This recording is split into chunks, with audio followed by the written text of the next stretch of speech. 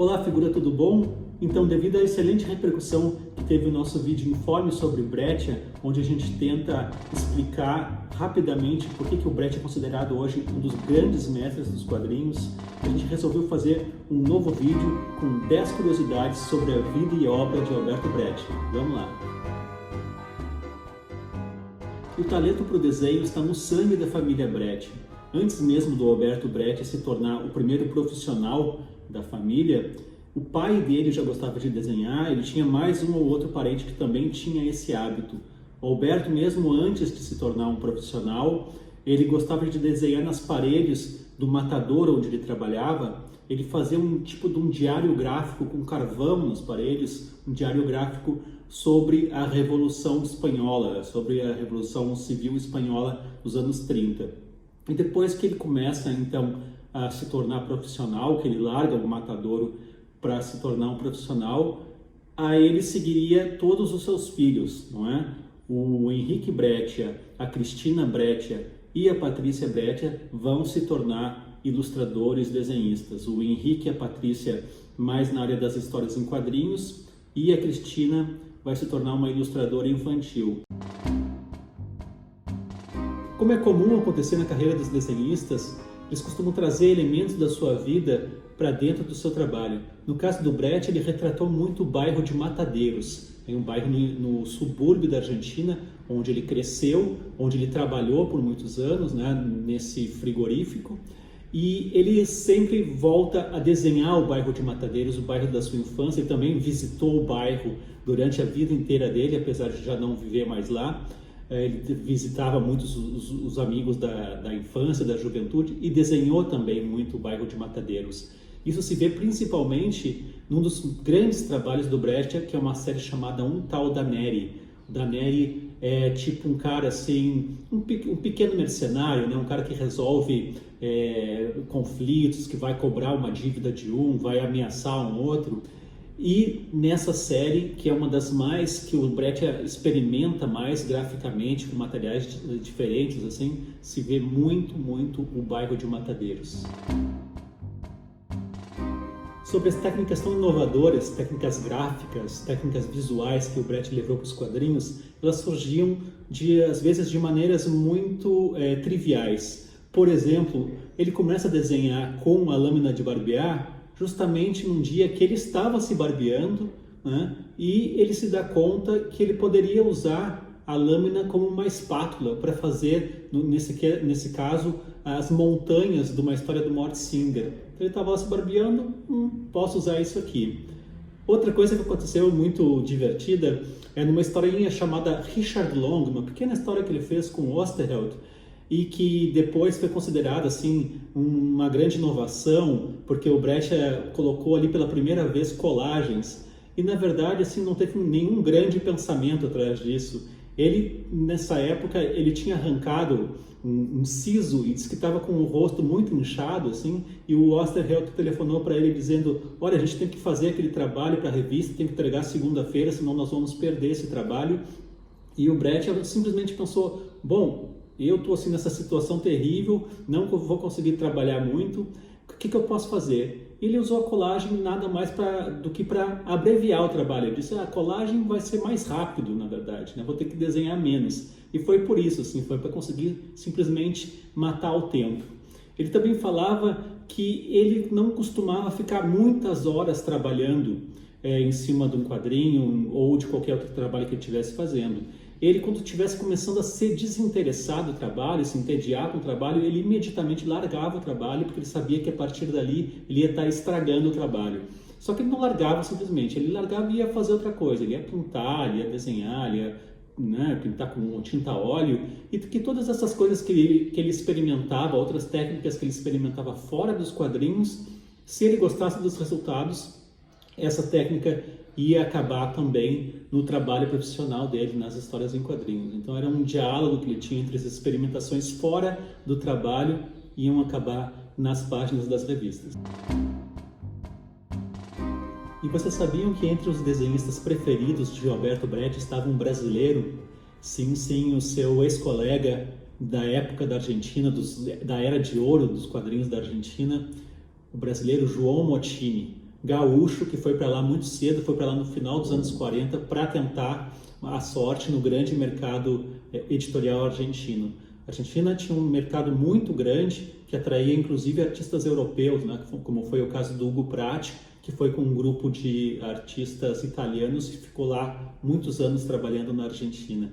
O Mottini se destacou junto com o Brecht na revista Patorocito, que é considerada a grande revista da Era de Ouro dos quadrinhos, e eles também foram colegas na Escola Pan-Americana de Artes. Vai aparecer aí uma foto da Escola Pan-Americana, do curso dos 12 grandes famosos desenhistas da Escola Pan-Americana de Artes, onde está o Mottini, o gordinho no meio aí, entre o Alberto Breccia e o Hugo Pratt. Pois é, grande João Mottini, uma pena muito pouco conhecido no Brasil. Ele foi um dos primeiros desenhistas a ter uma carreira internacional, chegou a publicar na Inglaterra também, fez Book Jones, fez Billy the Kid, e é muito considerado também entre grandes artistas das histórias em quadrinhos, como por exemplo o R.M. Guerra e o Jordi Bernet do Torpedo, né, o Guerra do Scalp. Eles consideram o Mottini um dos seus grandes mestres. E numa entrevista que o Alberto Breccia deu para o Juan Sasturain, para o escritor, roteirista Juan Sasturain, o Sasturain pergunta para ele quem foram os artistas que mais impressionaram ele nesses anos dourados das edições na Argentina. E ele disse que foi o Bruno Premiani, que é um artista argentino, e o João Mottini. O Sasturain pergunta, pô, mas são artistas muito diferentes do teu estilo. Ele disse, e justamente por isso. Eles eram caras que realmente sabiam desenhar de verdade. E nessa mesma época, nos anos 50, onde tinha esse grande grupo de grandes artistas na Argentina, trabalhando na Argentina, teve um episódio que marcou a carreira do Alberto Breccia como um antes e um depois. Foi numa noitada entre colegas que teve uma hora que ele, o Breccia e o Hugo Pratt estavam caminhando juntos pela rua, assim, e o Pratt falou para ele, pô Alberto, você é um grande artista, mas fica aí fazendo essas histórias, desenhando qualquer história que aparece, né? Você devia escolher melhor os roteiristas, os roteiros que você está desenhando, né? Isso é importante para o seu trabalho, isso vai melhorar muito o seu trabalho. E o Breccia realmente ouviu aquilo dali e tomou aquilo dali como um desafio, né? O Pratt, um pouco depois, até para dar uma grande colaboração nesse sentido, o Pratt é quem vai apresentar o Breccia ao Osterheld, né, o Hector Osterheld, que já trabalhava com o Pratt na série Sargent Kirk, e eles então vão começar essa parceria também do Breccia com o Osterheld. E essa parceria, claro, vai mudar toda a carreira do Breccia. O Breccia diz que as histórias do Osterheld eram tão inovadoras, né, tão diferentes de tudo que se fazia, que elas pediam também novas técnicas, novas abordagens. E interessante que todo esse trabalho anterior, que dá quase 20 anos de produção do Alberto Breccia, ele vai pegar todo esse trabalho anterior, todos os originais dele, e como uma maneira de exorcizar essa história que ele está um pouco como negando anterior a tudo isso, ele vai pegar esses originais e vai botar fogo, ele vai fazer uma pilha no quintal da casa dele, vai botar fogo em centenas de originais dele para, tipo assim, queimar esse passado da sua carreira e começar a partir dali uma nova história. E uma das HQs mais espetaculares da longa carreira de Alberto Breccia só veio à luz por causa de uma pequena mentira. Foi no último episódio de Mort Cinder, na Guerra das Termópilas. Era uma época em que o Osterheld, principalmente, estava numa grande crise financeira, a editora dele, a Editora Fronteira, tinha falido, e ele estava tendo que fazer muitos e muitos trabalhos ao mesmo tempo, então ele tinha pouco tempo para se dedicar ao Mort Cinder. E eles estavam nessa história na Guerra das Termópilas, eles estavam fazendo essa história há quase um ano. E o Breccia tinha visto assim que, bom, se dependesse do Osterheld, do tempo do Osterheld, essa história nunca ia ser acabada. Então o Breccia telefonou para o Osterheld dizendo algo mais ou menos do tipo, olha, eu estou aqui com uma agente dos Estados Unidos que ela está interessada no Mort Cinder, ela está interessada em vender para King Feature Syndicate, que era um dos grandes sindicatos de distribuição de tiras de jornais nos Estados Unidos. Ela está interessada no Mort Cinder, só que a gente tem que acabar essa história das Termópilas para encerrar um arco da série. né? Então, finalmente, por isso, acreditando nessa lorota do Brecht, o Osterheld vai lá e acaba a história, né? Que, claro, nunca foi comprada no final pela Kingfisher Syndicate, mas também foi o trabalho internacional, assim, da dupla que mais chamou a atenção, né, no mundo todo. Foi super publicada na Europa e agora, só quase 60 anos depois, está sendo publicada realmente nos Estados Unidos. E um dos maiores artistas da história dos quadrinhos, na verdade, não gostava de quadrinhos. Eu sei disso porque eu ouvi, né, numa palestra que o Brecht fez na primeira Bienal de Histórias em Quadrinhos do Rio de Janeiro, em 1991, que ele falou que ele tinha assim, zero interesse por ler histórias em quadrinhos. Ele acompanhava alguma das coisas que os filhos dele faziam, ele gostava também de coisas que os colegas e amigos faziam, tipo Munhoz e Sampaio ele acompanhava alguma coisa da carreira do Hugo Pratt, ele gostava de Jacques Tardy também, mas nada mais do que isso. Na verdade, o grande amor assim, do Brecht era pela literatura, né? Ele gostava muito de ler, ele colecionava livros, ia atrás de livros em sebos, tanto isso que isso vai aparecer no trabalho dele, né? Ele vai fazer muita adaptação de literatura nas histórias em quadrinhos. A primeira delas foi em 1975, se não me engano, quando ele faz Os Mitos do Cthulhu, que é um livro que ele conhece durante uma viagem que ele está fazendo no interior da Espanha. Ele vai viajar de trem e ele compra na estação ferroviária, ele compra uma edição dos Mitos do Cthulhu e se impressiona muito com isso e vai depois pedir para o genro dele, para o Norberto Buscaglia, fazer uma adaptação dessa obra. Isso vai culminar também, claro, no final da carreira dele com a adaptação do Informe sobre Cegos do Sábato, que a gente está fazendo a pré-venda agora. O Brecht, ao longo de toda a carreira dele, ele foi também professor de desenho. Primeiro na Escola Pan-Americana de Artes, né, nos anos 50, 60, e depois, durante muitos e muitos anos, até o final da vida dele, ele foi professor particular. Ele formava turmas pequenas e dava aulas na casa dele, no bairro de Aedo. Entre esses alunos do Brecht, tiveram alguns que se destacaram muito, né? É o caso do José Munhoz, do Alex Sinner, é o caso do Eduardo Risso, do Sem Balas, é o caso do Leopoldo Doragnona, que infelizmente não é muito conhecido aqui no Brasil, mas tem obras muito boas e publica muito na Europa. E é o caso também do Cátio Mandrafina, também muito pouco conhecido aqui, mas um dos grandes desenhistas da escola argentina. Então, Brecht formou gerações e gerações de artistas. Numa entrevista, perguntaram para ele o que ele tentava incutir nos alunos dele. Ele disse que não tentava incutir nada, que ele tentava, isso sim, pegar o que os alunos já tinham, o talento que eles já tinham e fazer esse talento aflorar, quer dizer, tirar dali o que tivesse de melhor, que pudesse aprimorar esse talento inicial.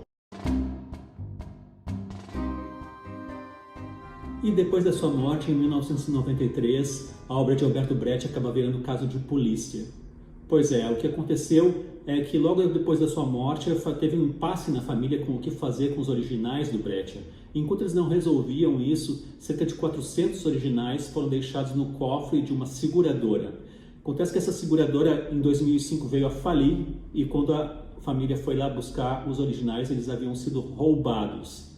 Daí veio uma larga investigação que envolveu inclusive a Interpol, a divisão de roubo de peças de arte da Interpol, e hoje, ainda bem, a maioria desses originais já foi recuperado. Cerca de 300 originais já foram recuperados, principalmente em países da Europa, mas também no Brasil se encontrou alguns desses originais. Na Itália apenas se encontraram um conjunto de 10 originais do Brecht que estavam avaliados em 100 mil euros. A maioria desses originais estava avaliado na média entre 3 a 4 mil euros. Vocês imaginam que eram 400 originais, quer dizer, tem aí um bom dinheiro.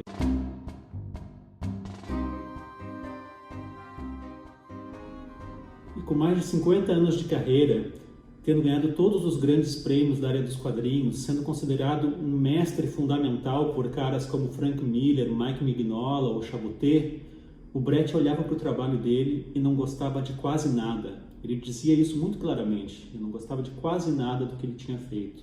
Ele gostava, eu sei, do Mort Cinder, ele gostava de coisas como a versão que ele fez do Coração Delator, e assim, algumas páginas de algumas histórias, algumas pequenas fases, mas no geral nada. Ele tinha um senso de autocrítica muito forte. Isso é um pouco cruel, né?